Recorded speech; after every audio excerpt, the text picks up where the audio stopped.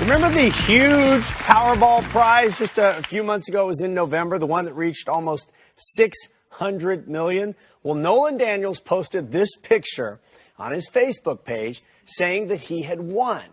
And he offered people $1 million if they shared his picture. He had this sort of contest that he would help somebody. Well, his post got over 2 million shares, and it became the most shared Facebook photo ever. The only problem was the whole thing was meant to be a joke.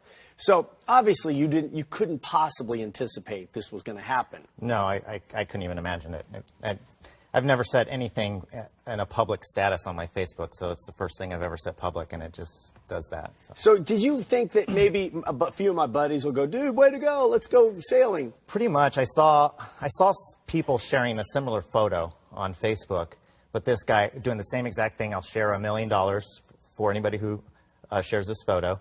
But he had a link to an Amazon site that was selling a book, and he said this book inspired him to pick the numbers. And to me, it was an obvious marketing scheme, and I was just amazed at 5, 6 of my friends that kept sharing it. And I'm like, oh, let's see if my friends, will fall for it if I do it. And put that picture up again. You didn't even have the numbers in the right order.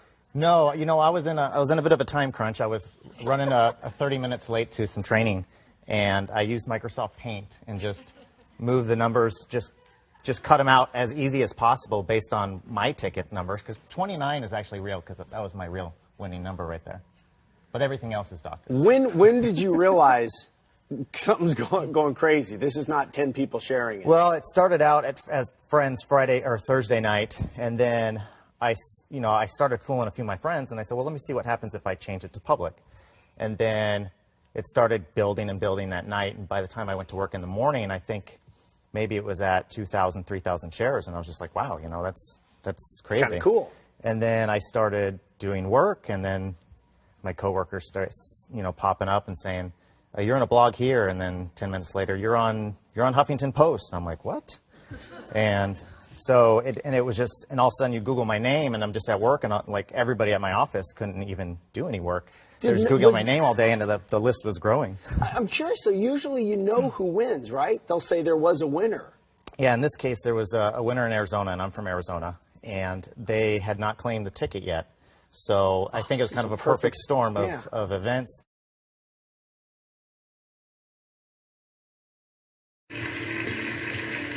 In November, Nolan Daniels tricked millions of people into believing that he had won the Powerball and he would give $1 million away to somebody. While the whole thing was intended as a joke, he decided to turn all the attention into something positive and try to help one of the people who wrote him. Throw her up, Brian. We have Brooke with us now.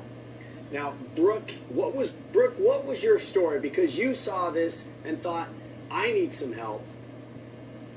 Well, I have a condition called chiari, malformation of the brain.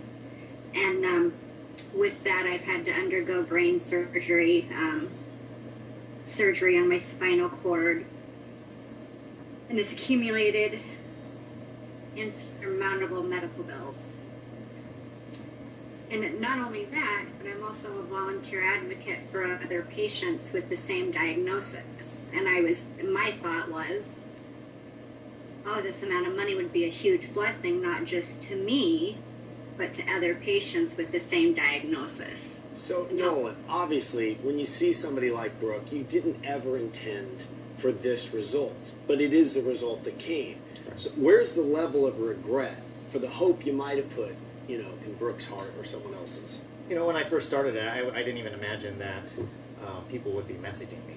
I didn't imagine it would get to this level. So when I started realizing I was getting thousands of messages of hardship stories and people going through rough times, and it just kind of made me want to do something. Even though I don't have the $1 million to give away, I'd love to do, at least with this short-term fame that I have, to try to maybe turn it around and do something for one of the stories. So you're trading your 15 minutes to try to now help, at least in this case, Brooke. Correct. Why Brooke?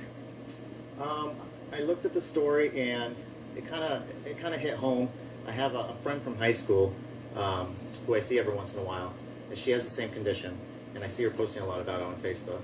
And my brother had a head injury in 2008, and our family went through a lot of understanding and how to deal with personality changes and stuff like that when it comes to brain injuries. all the medical bills. So I kind of felt her pain as far as what she's going through. So Lisa, as the audience, forgivable? Is this an honest, it got a little out of hand, but an honest mistake? What did you learn from it? I learned that positives can come out of negative, and I learned that, you know, if you're going to do something funny, then you got to realize the consequences.